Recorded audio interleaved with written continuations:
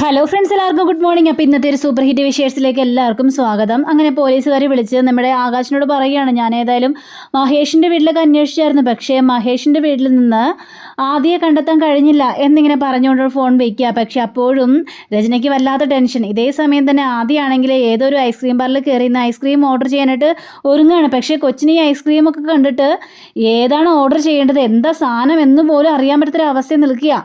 അപ്പോൾ ഇയാൾ ഈ വെയിറ്റർ ചോദിക്കണം, എന്താ മോനെ നിനക്ക് ഏത് ഐസ്ക്രീമാണ് വേണ്ടതെന്ന് ചോദിച്ചപ്പോഴേക്കും അതെ ഇതിൻ്റെ പേരൊന്നും മനസ്സിലാവില്ല, ആ കുട്ടി കഴിക്കുന്ന ഐസ്ക്രീം ഏതാ, അത് ഫലൂഡ, അത് നല്ല ടേസ്റ്റാണോ, അതെ നല്ല ടേസ്റ്റ് തന്നെയാണ്, എങ്കിൽ പിന്നെ അത് മതി, അത് മതിയോ, അത് മതി, നിങ്ങൾ അതെടുത്തുകൊണ്ട് പോര് എന്നും പറഞ്ഞുകൊണ്ട് ഈ കൊച്ചിനെ ഈ ഫലൂഡ കൊണ്ടുവന്ന് കൊടുക്കുക.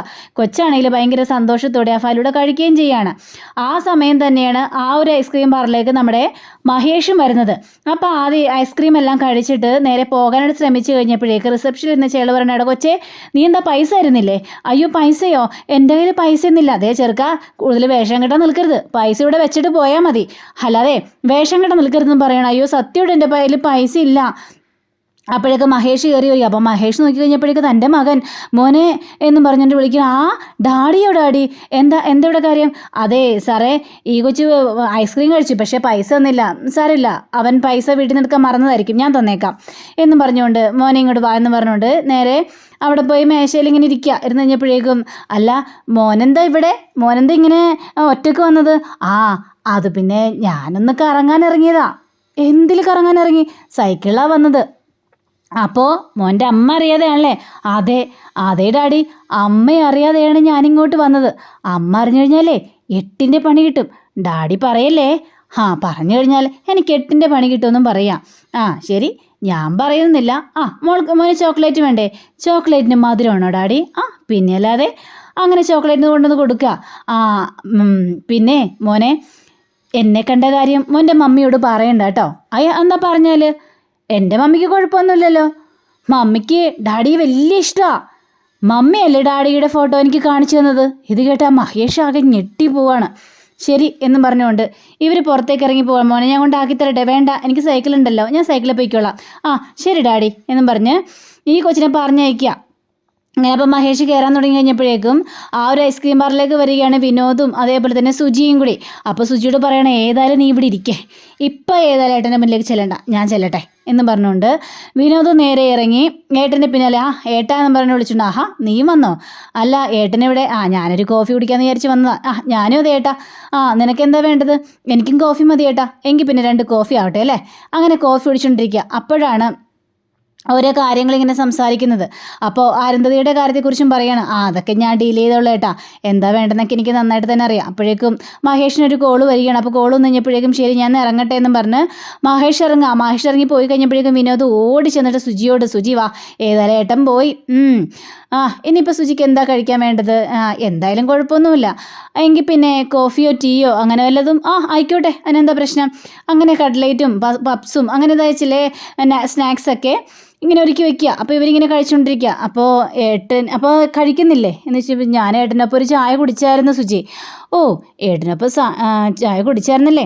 2 പേരും അടുക്കാനുള്ള ശ്രമത്തിലാണോ? പിന്നെ അല്ലാതെ, അടുക്കാതെ എവിടെ പോകാനായിട്ട് പോകുന്നു? എൻ്റെ ഏട്ടൻ ആരാണെന്നൊക്കെ അറിയാവോ? എൻ്റെ ഏട്ടൻ ഒരുപാട് കഷ്ടപ്പെട്ടു. എന്നെയും വീട്ടിലെ കാര്യങ്ങളും ഒക്കെ നോക്കാൻ വേണ്ടി ഒരുപാട് കഷ്ടപ്പെട്ടതാ. അതെല്ലാ വീട്ടിലും നടക്കുന്നതാ. പക്ഷേ ഒരനിയൻ ഏട്ടനെ ദ്രോഹിച്ച കഥ അത് വല്ലതും കേട്ടിട്ടുണ്ടോ? എൻ്റെ ഏട്ടനെ ഞാൻ ഒരുപാട് ദ്രോഹിച്ചായിരുന്നു, ഒരുപാട്. ആ ഏട്ടൻ ഇപ്പോഴേ എന്നെ സ്നേഹിച്ചുകൊണ്ടിരിക്കുകയാണെന്നും പറയുക. അപ്പോൾ ഏട്ടനെക്കുറിച്ചുള്ള ആ ഒരു നല്ലൊരു കാര്യം പറഞ്ഞു കഴിഞ്ഞപ്പോഴേക്കും സുജി ചോദിക്കുകയാണ്, അല്ല ഞാനൊരു കാര്യം ചോദിക്കട്ടെ, ഈ ഏട്ടൻ നമ്മുടെ കല്യാണത്തിന് സമ്മതിച്ചില്ലെങ്കിലോ, ഇതിൽ നിന്ന് പിന്മാറോ എന്ന് ചോദിക്കാം. അങ്ങനെയൊന്നും സമ്മതിക്കാതിരിക്കില്ല, അതൊക്കെ ഏട്ടൻ സമ്മതിക്കും. അല്ല ആയിക്കോട്ടെ, പക്ഷേ എന്നാലും ഏട്ടനൊരു പക്ഷേ എന്നെ കല്യാണം കഴിക്കണ്ട എന്ന് വിനോദിനോട് പറഞ്ഞു കഴിഞ്ഞാൽ വിനോദ് അതിന് സമ്മതിക്കോ? അപ്പോൾ വിനോദ് തലയും കുനിച്ചിങ്ങനെ നിൽക്കുക. എനിക്കറിയാം വിനോദിന് അത് സമ്മതിക്കേണ്ടി വരും. അപ്പോൾ എനിക്ക് പ്രശ്നമൊന്നുമില്ലെന്നേ, ഞാൻ ഒഴിഞ്ഞു മാറിക്കോളാം. എന്താ സുജി, ഉള്ള മൂഡ് കളയാൻ വേണ്ടി അതൊക്കെ വിട്ടേര്. ഏതായാലും ഇൻ്റർവ്യൂവിൻ്റെ റിസൾട്ട് വന്നു നോക്കിക്കണ്ടേ, അതല്ലേ നമുക്ക് ഏറ്റവും കൂടുതൽ മെയിൻ. അപ്പോൾ സുജി ഇൻ്റർവ്യൂവിനുള്ള റിസൾട്ട് വന്ന് നോക്കുക. അത് നോക്കി കഴിഞ്ഞപ്പോഴേക്കും കറക്റ്റ് ഇൻ്റർവ്യൂ പാസ്സായിരിക്കുകയാണ്. അതേ നാളെ മുതൽ ജോലിക്ക് കയറിക്കാനുള്ള പറഞ്ഞിരിക്കുന്നത്. ആഹാ കൊള്ളാലോ, കൺഗ്രാജുലേഷൻസ് എന്ന് പറഞ്ഞുകൊണ്ട് ആ ഒരു സന്തോഷം പങ്കുവെക്കുകയും ചെയ്യുകയാണ്. ഇതേ സമയം തന്നെ ഹോസ്പിറ്റലിലേക്ക് പാഞ്ഞെത്തുകയാണ് ഇഷിത അപ്പോൾ സെക്രട്ടറി ചോദിക്കുകയാണ്, മോൻ വന്നോ എന്ന്. ഇല്ല മേഡം, മോൻ വന്നില്ല. താൻ എന്ത് പരിപാടിയാണ് കാണിച്ചത്?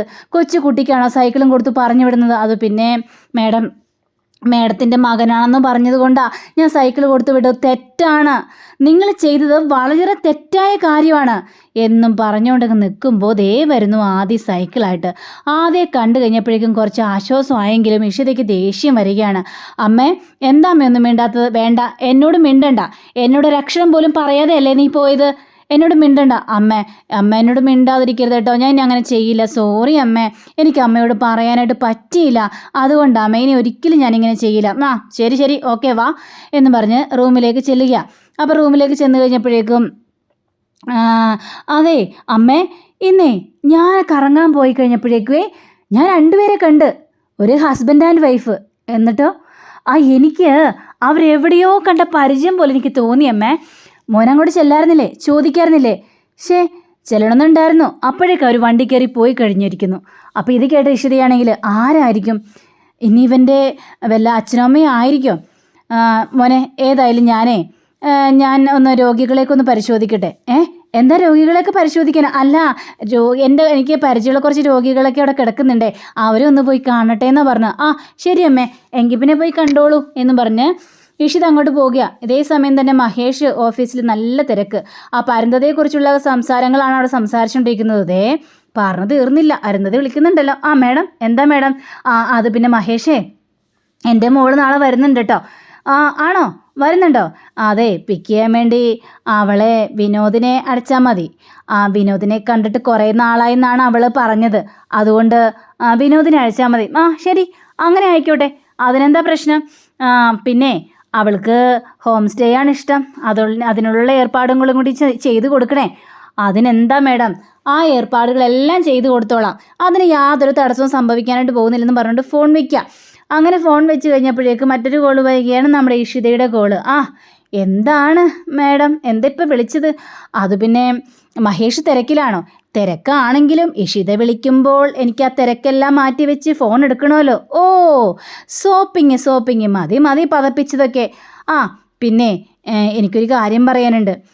ഇവിടെ ആക്സിഡൻറ്റ് പറ്റിയ ആ കുട്ടിയില്ലേ, ഇഷാദ്, അവനെയും കൊണ്ട് നാളെ വീട്ടിലേക്ക് വരണമെന്നാണ് എൻ്റെ ആഗ്രഹം. അതിനെന്താ, വെൽക്കം, വരട്ടേന്നേ. അല്ല ഇഷാദ് മഹേഷിനെ കണ്ടു കഴിഞ്ഞിട്ടുണ്ടെങ്കിൽ ഡാഡിയെന്നേ വിളിക്കുള്ളൂ. അതിനെന്താന്നേ? അപ്പോൾ മഹേഷിന് പ്രശ്നമൊന്നുമില്ലല്ലോ? ഒരു പ്രശ്നമില്ല. എടോ, തന്നെ അമ്മയെന്ന് വിളിക്കുമ്പോൾ പിന്നെ അവൻ എന്നെ അച്ഛന്നല്ലേ വിളിക്കേണ്ടത്? താൻ മകനെ പോലെയല്ലേ കാണുന്നത്? അപ്പോൾ പിന്നെ ഞാനും മകനെ പോലെ കാണണ്ടേ? തൻ്റെ മകൻ എൻ്റെ മകൻ തന്നെയല്ലേ? എൻ്റെ അമ്മോ, എന്തൊരു സോപ്പിങ്ങാണോ! ശരി, എങ്കിൽ പിന്നെ ഫിക്സ് കേട്ടോ. നാളെ ഏതായാലും ഞാൻ ഇഷാദിനെയും കൊണ്ട് അങ്ങോട്ട് വരും. ശരി, ഓക്കെ, ആയിക്കോട്ടെ എന്നും പറഞ്ഞുകൊണ്ട് ഫോൺ വയ്ക്കുക. ഇതേ സമയം തന്നെ ഈ ആകാശിന് ഒരു കോള് വരികയാണ്. സാറിൻ്റെ വണ്ടിയാണ് ആ കുട്ടിയെ ഇടിച്ചതെന്നുള്ളൊരു തെളിവ് കിട്ടിയിട്ടുണ്ട്. വാട്ട്, എൻ്റെ വണ്ടിയോ? അതെ സാർ, തെളിവ് സഹിതം കിട്ടിയിരിക്കുന്നത്. സാറിൻ്റെ വണ്ടി ആ കുട്ടിയെ ഇടിച്ച് തെറിപ്പിച്ചിട്ട് പോകുന്ന രംഗങ്ങൾ CCTVയിൽ നല്ല വ്യക്തമാണ് എന്നിങ്ങനെ പറയാം. ഇത് കേട്ടാ നമ്മുടെ ആകാശാണെങ്കിൽ ആകെ പേടിച്ച് വരച്ച് നിൽക്കുകയാണ്. അതെ, എൻ്റെ ഫോണിലേക്ക് ഒന്ന് സെൻഡ് ചെയ്യാമോ? താൻ കൂടുതൽ പ്രശ്നമാക്കാൻ നിൽക്കണ്ടേ എന്ന് പറഞ്ഞിട്ട് ഫോൺ വയ്ക്കുക. അപ്പോഴേക്കും രചന വരികയാണ്. അപ്പോൾ രചന ചോദിക്കുകയാണ്, ആകാശേ, ആദിയെക്കുറിച്ച് നമുക്ക് അന്വേഷിക്കണ്ടേ? എന്താ അന്വേഷിക്കാനായിട്ട്? ആദ്യ സ്കൂളിലുണ്ടെന്നല്ലേ പറയുന്നത്? സ്കൂളിലുണ്ടെങ്കിൽ അവരെന്തുകൊണ്ട് ആദിയെ വിളിക്കാൻ പറഞ്ഞിട്ട് എന്താ വിളിക്കാത്തത്? എനിക്ക് അവനോട് സംസാരിക്കണ്ടേ? അത് സൺഡേ ഇതുകൊണ്ടല്ലേ? ഇന്ന് സൺഡേ അല്ല, ഇന്നലെ ആയിരുന്നു സൺഡേ. അയ്യോ, അത് പിന്നെ ഞാൻ അവരോട് ചോദിച്ചു കഴിഞ്ഞപ്പോഴേക്കും ആദ്യം ഇവിടെ തന്നെ ഉണ്ട്, പിക്നിക്കിന് പോയിരിക്കുക എന്നാണ് പറഞ്ഞത്. ശരിയായിരിക്കും, പിക്നിക്ക് പോയിരിക്കും. വേണ്ട ആകാശേ, നിർത്ത്. ഇനിയും എൻ്റെ മുന്നിൽ ഉരുണ്ടുരുണ്ട് കളിക്കണ്ട. എനിക്ക് ഏതായാലും ആദ്യം കാണാതെ എനിക്കൊരു മനസ്സമാധാനം ഉണ്ടാവില്ല. രചന, ഇങ്ങനെ വാശി പിടിക്കാൻ നിൽക്കരുത്.